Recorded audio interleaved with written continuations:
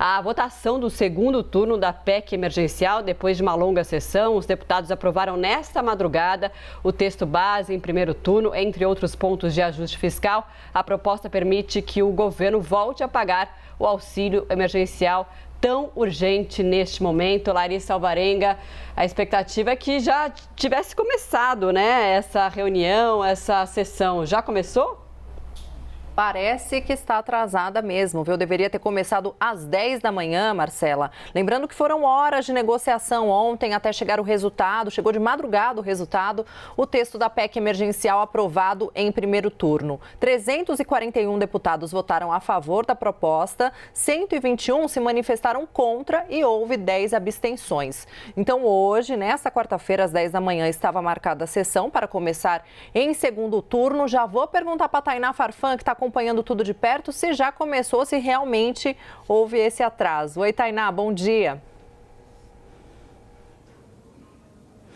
Oi, Larissa, ainda não começou, realmente está atrasado. Um excelente dia para você e para todo mundo que acompanha a gente aqui no Live CNN. Expectativa então para a votação e aprovação dessa PEC emergencial em segundo turno, que é o principal assunto do dia aqui no Congresso. PEC que vai permitir o retorno do tão aguardado auxílio emergencial. Essa sessão então estava marcada para começar às 10 horas da manhã, mas já está aí com 1 hora de atraso. Os deputados, assim que começar a sessão, eles vão começar pela análise de 11 destaques, que querem então alterar o texto. Em seguida, eles votam o segundo turno dessa proposta de emenda à Constituição.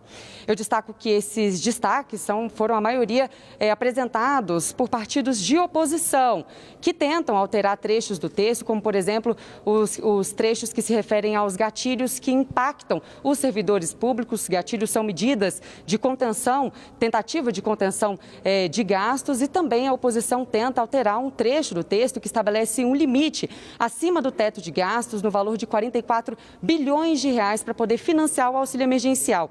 E por que a oposição não concorda com esse limite? Porque esse limite, ele inviabiliza um aumento considerável do valor do auxílio emergencial para as famílias. A oposição briga aí por R$600. Eu cheguei a conversar com o líder do governo, o deputado Ricardo Barros, e ele disse que confia sim que a PEC vai ser aprovada em segundo turno sem alterações. Ontem, então, de madrugada, os deputados aprovaram o primeiro turno dessa PEC por 341 votos a 121. E o relator, o deputado Daniel Freitas, do PSL, acabou mantendo o texto como aprovado pelo Senado, depois de um forte esforço por parte de membros da equipe econômica que tentaram evitar uma desidratação ainda maior do texto. Isso seria uma sinalização ruim para o mercado, e também evitar que o texto tivesse que retornar para análise de novo no Senado, e aí isso poderia atrasar o retorno também do auxílio emergencial. Eu destaco que os detalhes do auxílio emergencial ainda vão ser definidos por meio de uma medida provisória que vai ser editada pelo governo depois da aprovação da PEC emergencial aqui no Congresso. Mas, segundo o ministro da Economia, Paulo Guedes, o valor vai girar em torno de R$175 a R$375, dependendo da composição familiar, e uma média aí de R$250 por um período de 4 meses. A gente, claro, segue acompanhando tudo aqui no Congresso. A sessão deve começar a qualquer momento. Eu volto com vocês.